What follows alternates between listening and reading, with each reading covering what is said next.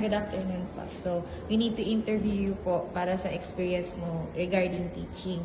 So, number 1 po, what are your strengths and weaknesses regarding teaching arts in elementary grades?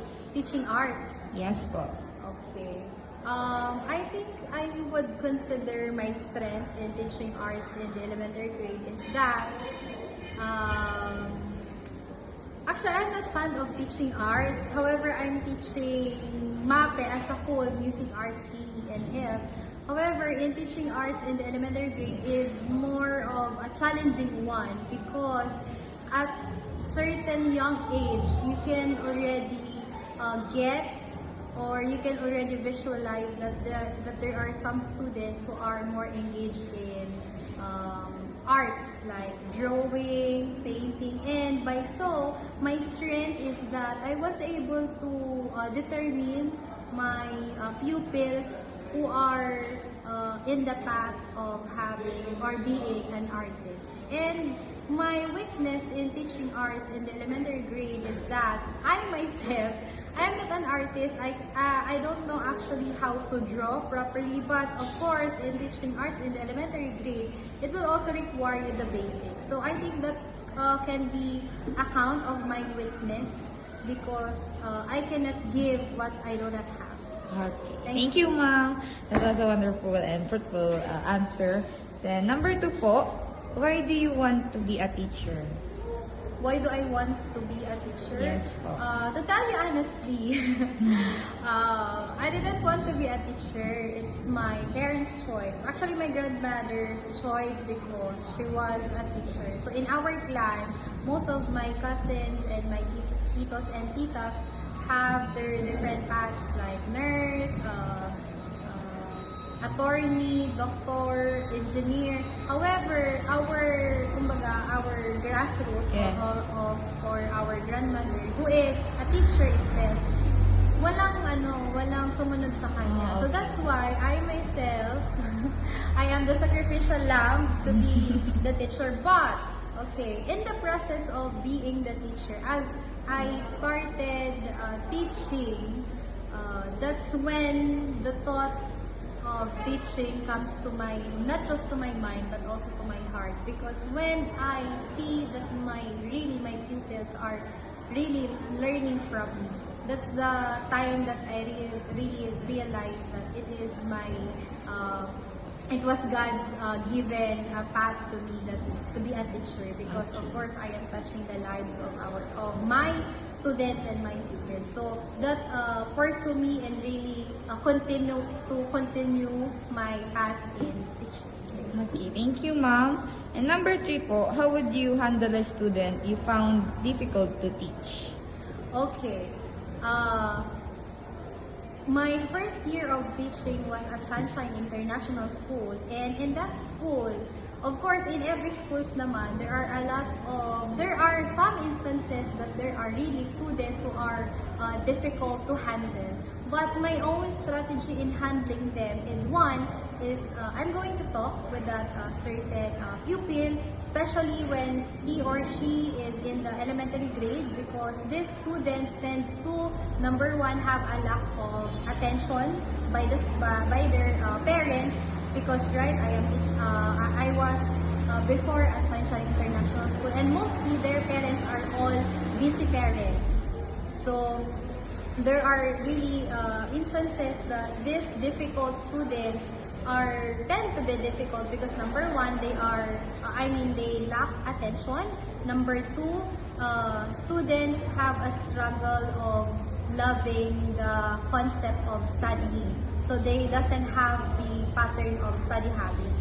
So what I do is that, of course, if this this student, I found them out that he or she is having a lack of attention, of course, I give more attention to this pupil, and especially during class hours, during discussions, I ask this certain pupil of mine to sit beside me or sit beside the president or a classmate who I know that will help this student to cope up with his or her behavior. The same with if a student is having a difficult in catching up our lessons. Number one is we are having one-by-one tutor after the school, or I'm going to talk with my student. And then number two, if it is not really, what do you call this one? If it is not, if it is not a success, because there are some students talaga na they tend to be more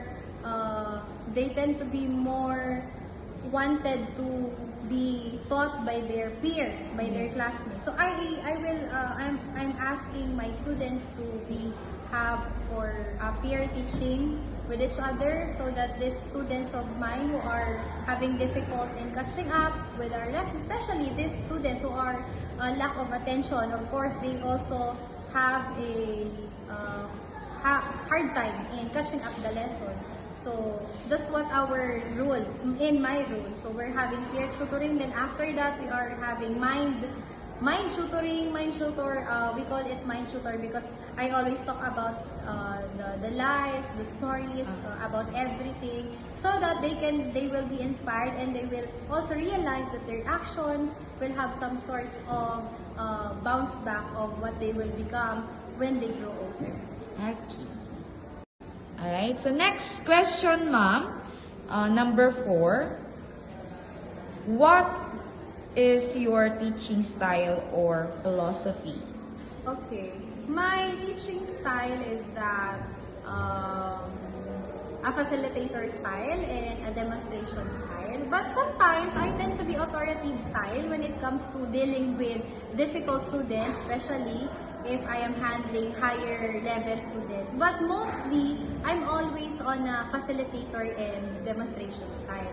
So I think these two styles of mine is effective one, because I know that my students are, even though I'm not anymore their teacher, they still keep on coming back to me, and they still keep on messaging me na, Madam, we are very thankful that you were our teacher once before, because everything that you have taught to us was a help for us right now. We are now in a higher grade level. So I think that's my style. And my philosophy in teaching is learning while having fun. Alright. So I always make sure that even it is the most difficult subject to taught, I make sure that I'm going to make it easier for my students. Not just make it easier, but also I always make sure that they're going to have fun in our lesson. Okay. Thank you, ma'am. Next, how do you motivate students? Yan, okay. How do I motivate my students? Actually, I don't know, but whenever I talk in front, it's just very simultaneous that in our lesson, I always tend to relate it with their everyday lives, and also I've got to know some of their experiences, and I also share my experiences so that they can be more motivated and inspired in attending our classes, and of course to relate more their experiences to our lesson, because that's actually one of the goals in teaching, not just all the theories, not just all of the books, but we have to teach in life. So everything that we need to teach to our students, it should be for life. That's how I motivate them. Thank you, ma'am. And next question po, what is your advantages and disadvantages in teaching? My own advantage and disadvantages in teaching. My advantage in teaching is that I can do multitasking. I can do multitasking, and also since in the end we are generalists, so we have to be more knowledgeable in everything. Because in every subject that we can teach, so we should be more knowledgeable. So in my advantage, although my forte is math and MAPE, okay, my advantage is that before kasi, one of the reason also why my grandparents pursued me to become a teacher, because when I was in elementary until high school, I am competing at MTAP Math Challenge. So I think that's really one of my advantage as a teacher, because when I teach at Sunshine International School, all the math subjects was given to me because they know that that's my forte. And one thing's for sure is that even I am already out at Sunshine International School right now, I'm still having tutor in mathematics. So that's one of the advantages, and I am very proud of, because I am still learning in mathematics and also in MAPE. And my disadvantages in teaching is that maybe, or not maybe, but this is my disadvantage is because there are things that, of course, I cannot do. Let's say, for example, I don't know how to teach science subject. I don't know how to teach this certain subjects. But, of course, as teachers, we should be knowledgeable. Okay? And another disadvantage in my teaching is that, of course, as I grow older, my mental capacity also is growing. So, of course, there are times that I also ask myself if really this is really my path, or is my students really are engaging themselves to me as their teacher. So these are the things that I always ask myself. But one thing's for sure, I know to myself that all the characters and value that I acquired from my grandparents, my family, and also from the teachers that I had before, I am also transferring it to my students, and that would be the most advantage that I can give to my students. Okay, thank you, ma'am. Alright, and last two question, ma'am. How many years have you been in teaching? I've been teaching professionally 6 years, but I've been teaching like 8 or 9 years, because even though I am still college student, I have my tutors at math. So I think that's considered as teaching. But professionally, when I have my professional license, so I've been practicing my professional license for 6 years, 37 years this year. Okay. Lastly, ma'am, what are the challenges or hindrances that you face during your teaching? Okay, during my teaching, before, because I have two types of challenges, before pandemic and then during pandemic. So before pandemic, my challenge is that, of course, in dealing with variety of students. Okay, we have diverse learners. So these diverse learners are of course my everyday challenge, because even though I am always prepared in attending my class, hindi siya mawawala ng instances na this person or this student will tend to have a behavior like this, or this group of students, even though I know to myself that it is an easy subject, but by the end of the lesson, when I assess them, when I evaluate them in the lesson proper, so it has some sort of setbacks. So that's one of the challenges that I myself I've been working on it every day. So although I've been in the professional teaching for like 6 or 7 years, 37 years this year. So I've been practicing every day on how am I going to have variety of activities, so that in our everyday meeting with my students, I am going to make sure that not just they are learning, but I wanted them to have fun.